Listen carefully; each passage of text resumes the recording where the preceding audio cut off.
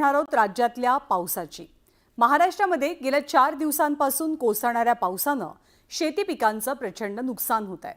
मुसळधार पावसामुळे शेतीला चांगलाच फटका बसलाय। कांदा, केळी आणि संत्र्यासह भाजीपाला सोबतच फळबागांना सुद्धा पहिल्याच पावसाचा मार बसतोय। त्यामुळे मे महिन्यातच आलेल्या पावसानं शेतकरी पुरता हवालदिल झाल्याचं चित्र दिसतंय।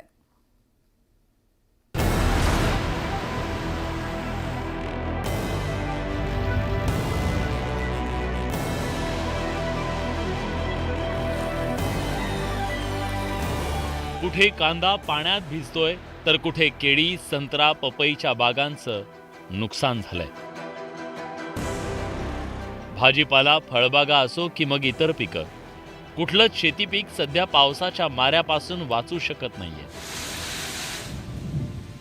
ज्या मे महिन्यात कडक उन्हापासून वाचण्यासाठी पिकांना पाण्याची सोय केली जाते, त्याच मे महिन्यात सध्या शेतांना तळ्याचं स्वरूप प्राप्त झालंय। दुष्काळी मराठवाडाही यंदा मे मध्ये चिंब झाला। बीडमध्ये गेल्या 15 दिवसापासून मुसळधार पाऊस कोसळतोय। पावसामुळे नदी नाले तुडुंब भरले। आष्टीच्या तालुक्याला पावसाचा मोठा फटका बसला। आष्टीच्या धामणगाव परिसरात केळी आणि मोसंबीच्या बागांमध्ये गुडघाभर पाणी साचलंय। काढणीला आलेल्या कांद्यासह भाजीपाल्याचं मोठं नुकसान झालंय। धाराशिवच्या कळंब तालुक्यातल्या एकुरका गावात पपईच्या बागेचं नुकसान झालं। पावसानं काढणीला आलेली पपई गळून पडली, त्यामुळे तळहाताच्या फोडाप्रमाणे जपलेल्या बागेवर पावसानं नांगर फिरवल्यानं शेतकऱ्यांचा आर्थिक कंबरड मोडलं। रात्री जवळजवळ 2 ते 3 तास पाऊस एवढा झालाय की ह्या पावसाच्या अतोनात पावसामुळं ही जवळजवळ गावामध्ये आमच्या एक 70-80 हेक्टरवर असेल किंवा 100-150 एकरवर जी पपईची फळबाग आहे, केळी आहे, पेरू आहे, या फळबागाचं एवढं अतोनात नुकसान झालेलं आहे। एकच तोडा झालाय। मागच्या 8 दिवसाखाली या बागेचा एक तोडा झालाय आणि आज असं वाटतंय की या बागेत काय एक समशान झाल्यासारखं झालंय, कारण एवढं निशब्द आणि काय आम्हाला शब्द सूचना गेलेत बोलायचे। किती नुकसान झालंय?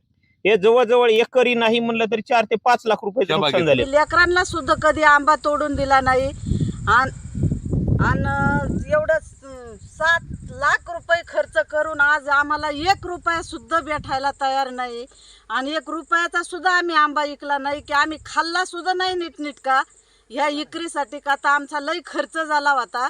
म्हणून आम्ही एकदम तळतळीने कष्ट करून हे पिकलेलं एक घास पण खायला नाही आमच्या तोंडात भेटलं।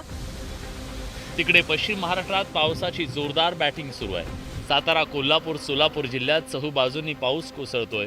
त्याचवेळी सांगलीत गेल्या 15 दिवसापासून पावसाची रिपरिप सुरू आहे। जोरदार पाऊस आणि पूर परिस्थितीनं घरं, वाहनं, पिकं सगळं पाण्याखाली गेलं।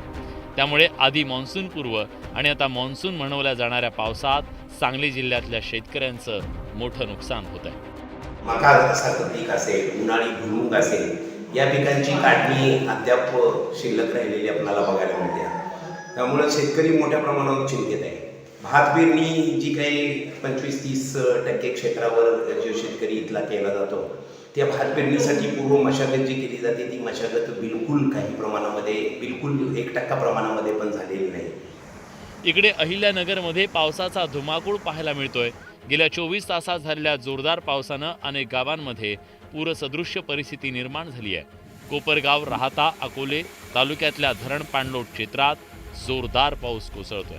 भंडारदरा आणि निळवंडे धरणासह मुळा धरणात नवीन पाण्याची आवक सुरू झाली। सततच्या पावसानं शेती पिकांनाही मोठा फटका बसला। शेतकऱ्यांची त्यामुळे चिंता वाढली आहे। आणि इथं इतका जर्सी गाय असतील, त्यांच्या काही 5 ते 7 गाय आमच्या समोर वाहून गेल्या, शेळ्या वाहून गेल्या, कोंबड्या वाहून गेल्या, धान्य वाहून गेले। कांद्याच्या ज्या लावलेलं होतं का साठवलेला कांदा, तो 500 गोण्या एका शेतकऱ्याचा वाहून गेला, 300 गोण्या कोणाचा वाहून गेला, हजारो टन गावातला कांदा वाहून गेला, घरातील जीवनावश्यक वस्तू वाहून गेल्या। इतकं बेकारी ह्या पावसामुळे आज इथं झाली आहे। मे महिन्यातच राज्यात अनेक ठिकाणी पाऊस बरसतोय। मराठवाडा, पश्चिम महाराष्ट्रासह उत्तर महाराष्ट्राच्या काही भागात पावसाची ही जोरदार बॅटिंग सुरू आहे। ऐन काढणीला आलेल्या पिकाचं पावसानं नुकसान झाल्यानं शेतकरी संकटात सापडलाय। त्यामुळे सरकारनं वेळीच शेतकऱ्यांना दिलासा देण्याची मागणी होतीये। शरद जाधव, न्यूज 18 लोकमत, मुंबई।